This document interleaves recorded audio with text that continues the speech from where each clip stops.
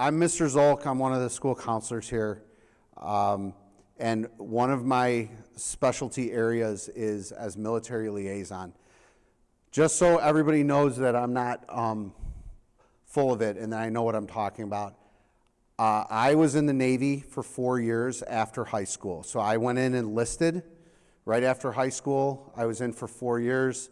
When my time was up, I got out and went to college, and that's how I ended up here teaching and doing school counseling. So I am the contact person that kids will reach out to when they're interested in the military. And I will sit with kids and I'll talk to them and I'll answer questions and tell them about the day-to-day, and we'll talk about the different branches and all that stuff. And I am not a recruiter, so I don't get paid more for you guys joining. So I'm going to tell you exactly how it is. I'll give you the good, the bad, and the ugly, okay? So, and you can ask whatever questions you want. There are some requirements for the military, one of them being obviously a high school diploma, okay? Now, you can sign early, but they will ask for proof of potential graduation that you're in good standing. I don't get those very often, but sometimes I do. You also have to take the ASVAB. So the ASVAB we do offer in the fall each year, usually right around October. In order for you to be invited to the ASVAB, I have to have your name though. So make sure that I have your name if you're interested in taking it. You do have to get a certain score to get in, and then your score will determine what kind of job you can have in the military. Because there's all kinds of jobs, right? So the people that are working on the airplanes, they're the ones who typically get the highest scores, right? So something to keep in mind, you also have to pass a physical examination, you have to pass a fitness examination and a psychological examination. So there are some things that have to be in order to get in. There are really two pathways to the military, and I talk to kids quite a bit about ROTC. So enlisted is typically what we think about. That's what I did. You know, the difference between being enlisted and going ROTC is college. When are you doing college? If you do college while you're training for the military, you're likely going in ROTC. You're going in as an officer, so you are one of the people in charge, okay? So you go to college, you get the ROTC scholarship, you go through your training and your college, and then when you get out of college, you owe the military 4 years or 5 years, whatever it might be, but your school's paid for. It's a great opportunity for a lot of people. If you're not interested in college, like I was not when I was graduating from high school, then you're better off really just going in enlisted, which is signing up. Once you graduate, you go off to boot camp, okay? Now, when I went in, obviously the GI Bill exists. It's existed for a long time. It's constantly evolving, and it is very helpful. There is a new law that says if you join the military and you don't ever use your GI Bill, it can now actually be passed on to your children, which is really cool. In the state of Illinois, though, we have something called the Illinois Veterans Grant, which is one of the best kept secrets we have. So the Illinois Veterans Grant says that if you are a resident of Illinois and you join the military and you serve your commitment and you are honorably discharged, they will pay for your full tuition to any state school in Illinois. So that was what I did. So when I got out, I used the Illinois Veterans Grant. I went to U of I, and I didn't pay a dime for tuition. It cost, it was 4 years, but in addition to that, I had a partial GI Bill, which basically was just they were sending me a check every month that I could use for rent or food or whatever, okay? So those are the different pathways. One involves going to college while you're training, and the other involves just going straight into training. It's a good option for those that are driven to do that, right? It's not something, it's like, it shouldn't be a fallback. It shouldn't be like, well, I'll just join the military, right? You have to be fully committed to it. You have to know that you want to do it, or else it really doesn't work. If there is interest in the military, reach out to me or reach out to your counselor, let them know. They will give me your name. I'm happy to call people down and sit down, and we can do a 45-minute, question and answer session and things like that. And I try to ask the kids the right questions, right? I try to say, like, why do you want to do this? What is driving you towards this, and things like that. And then we can talk about the different branches and the jobs and all that other kind of stuff, okay? All right. Next slide, you said? Okay. So, as a junior, if you're thinking about the military and you're serious about it, here's what we should be thinking about. Which branch, we need to research the branches. What kind of job do you want, right? Think about, someone in the Army that's out in the field and they're marching and they're setting up camp and they're working on their equipment. They're out there, right? That's much different from what I did, which is living on a ship out in the middle of the ocean. They're very different things. So we really have to think about what it is we want to do. So do some research, look into the jobs, ask questions. The physical exam, you need to stay in shape. You need to make sure you meet their criteria for height and weight and your ability to how fast you can run a mile and how many push-ups and how many sit-ups and all that kind of stuff. So you can start working on that, making sure that you're reaching those goals. Reach out to me, make sure I have your name. I have a spreadsheet going, I put everybody's name on it. When it's time to do ASVAB or have meetings or whatever, I email everybody. And then sign up to take the ASVAB in the fall. And we'll see what your score is, and then we can start talking about reaching out to recruiters and things like that, okay? I'm gonna turn it over to Mr. Malik. He's gonna talk about the trades.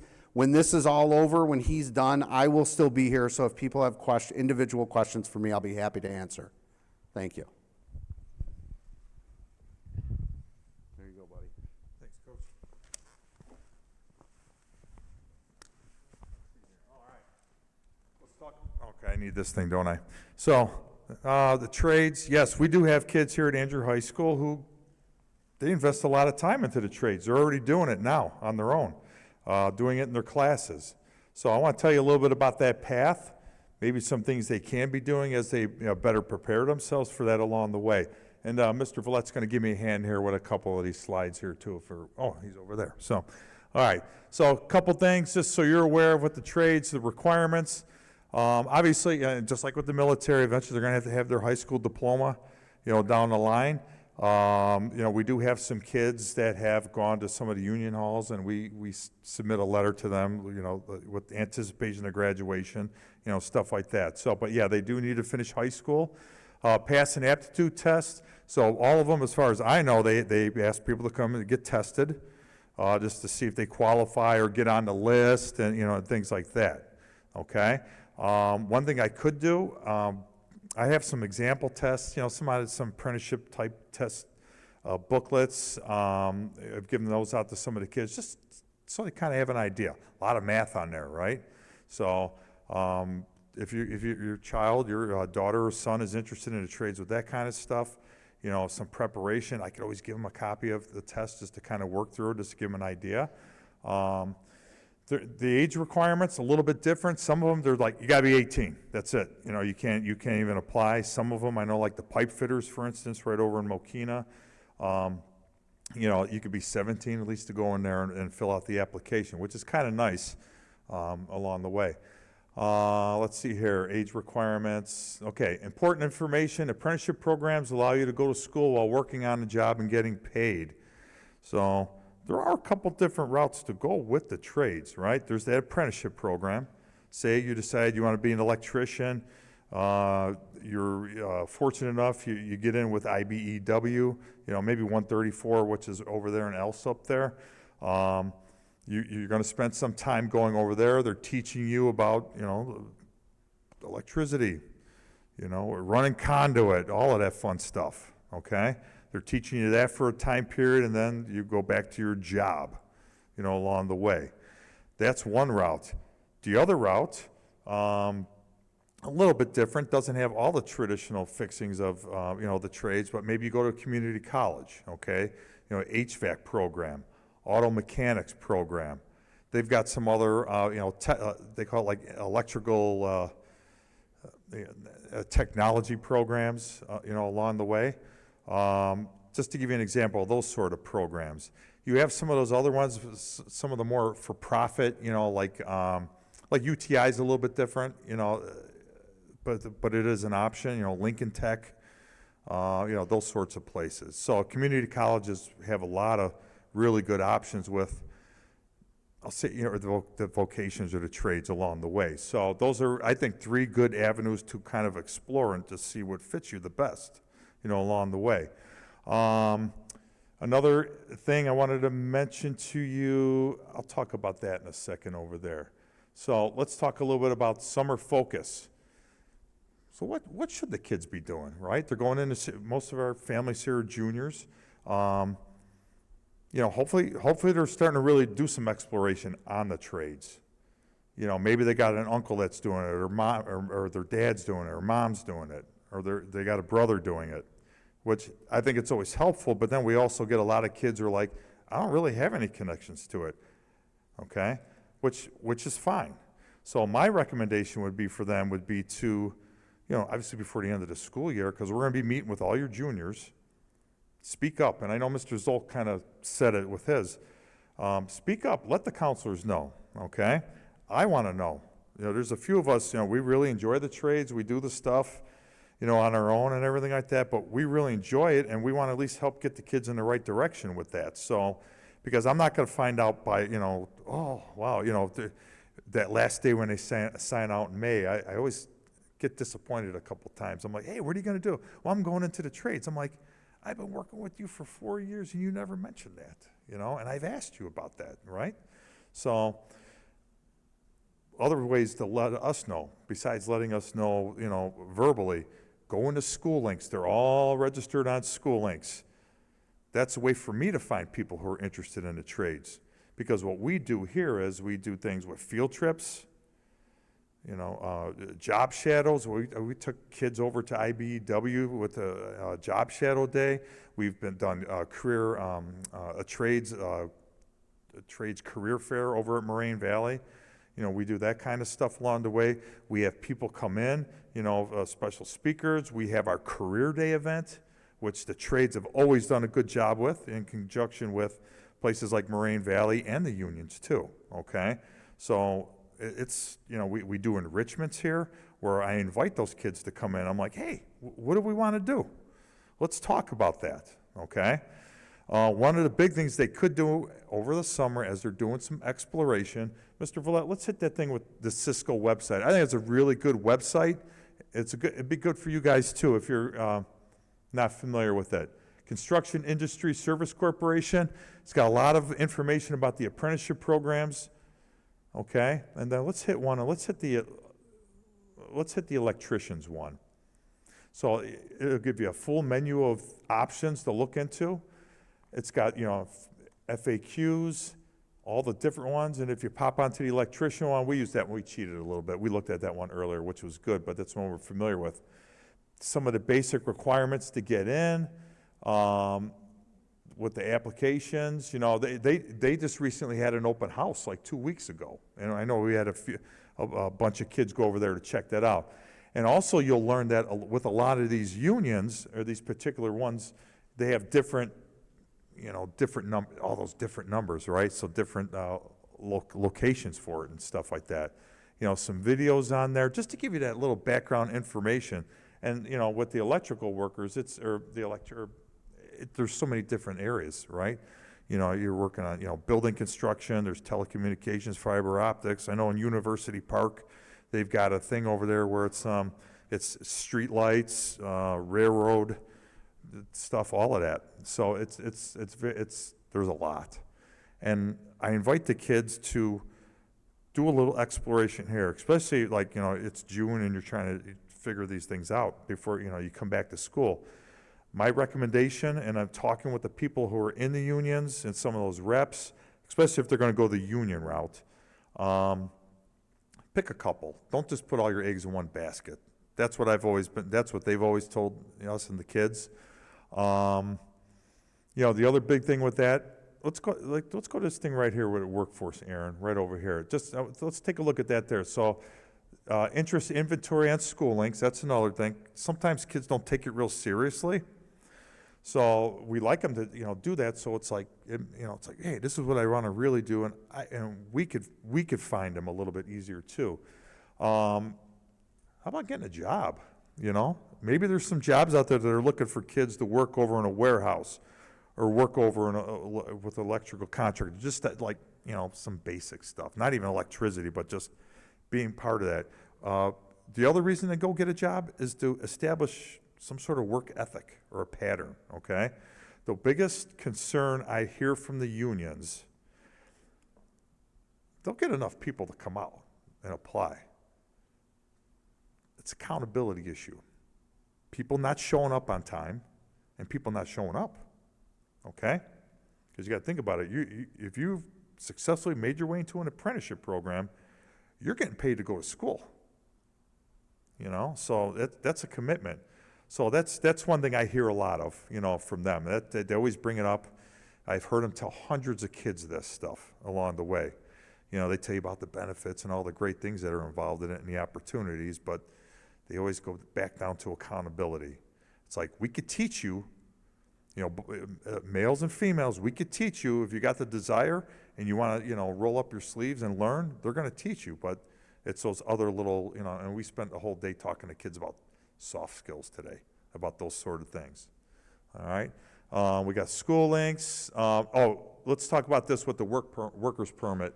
Most of our kids are a little bit older, but is it 16 and younger? They got to get a worker's permit, or 15. So I guess that doesn't apply to you guys because you're all older and stuff like that. Let's go back to, and then we do have the job board. We do the links are, we do have the links for that along the way, and you can find out what's open out there and opportunities. So there's that other lane, right? We got kids who are doing the military. We got kids who are doing the trades. We also got kids who are like, I'm just going to go in the workforce. I'm going to go work, okay? This might be a good time to get your feet wet a little bit, going out and, looking for a job, going through the interview process, maybe do a little discovery on what it is that you really want to do along the way. So we cater to all here, right? We try to, if the kid's saying, hey, Mr. Malik, I'm just going to go work. I'm like, okay, let's do that. Let's help you find a job. Let's get you ready to go find a job. What do you want to do? So I find that interest inventory to be a really good resource in School Links. Mr. Zolk talked about the ASVAB, okay? They use that for the military. They test them on, English, math, science, but there's a whole vocational part of that too. Maybe find out, what is your aptitude when it comes to, like tools and mechanical things and things of that nature, just to do a little discovery. Because, ASVAB has got a little offshoot thing there too on interests along the way too. So, because we get a lot of kids who are kind of stuck there sometimes. They're like, man, I really like technology and I really like, working on cars, but I keep hearing I want to go to a 4-year school, and I'm like, I'm just going to support you wherever you want to go, along the way. I'm a big believer in, do something that you love and you're willing to, a little blood, sweat, and tears for. That's okay, because I know a lot of tradespeople and they do pretty well, and they like what they do and, all of that good stuff. So, we're big fans of it. So, and the more we know from the kids, them letting us know, the better off we're going to be. All right, where are we at here? ASVAB, we did that. School links, okay, that's good. That's good. Job board, interest inventory. All right, this last thing over here, this grow your own opportunity. This is in conjunction with our area here. It's the Moraine area. career services. It's like all the council, the school, a lot of the districts here. It's the idea of finding young people who are like really into woods or mechanics or electronics, and they want to be teachers, because there's a serious shortage of CTE teachers in the state of Illinois. We just don't have enough, especially out this way. It's harder to find those people.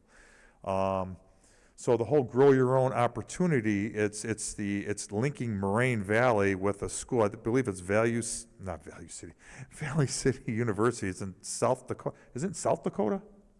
It's in South Dakota. And they linked it up to where the student could get their, they do their stuff through Moraine Valley, they do stuff online, they get a bachelor's degree, and they also get their teaching certification. And with that is the idea that you can get placed in a school in the area. That's pretty cool. It's pretty unique. I started putting it out there last year to some kids. I had a couple of kids interested in there. No, I'm not going to do it. Stuff like that. So if you got somebody who's, feels like they can teach, but they want to go into education, but they love the trades, this could be a great opportunity. So I think anything with the trades, reach out to me. I'm sure we got some people in here who are involved in the trades professionally, the parents. I would love to talk to you, because I always want to learn more about it, because I always get questions about it. I think there's some areas that are still a little like, how does that work? Stuff like that. I challenge the kids to maybe another summer thing to do. Go on over to one of the union halls. Go to the pipe fitters. Adam Sutter's over there. He's a District 230 guy. He loves us, right? Go on over there and learn a little bit about, hey, what's it take? Because it's sometimes having to tell a kid, hey, going over to the union hall, it could be, some of them are, it's like, they're not willing to do that just yet. But, dip their, toes in the pond a little bit there and learn a little bit too, okay? And then we'll continue to try to, keep in touch with the kids and work with them and get them to where they want to go. So, okay? And I'll stick around for questions too, but I appreciate your time and coming out tonight.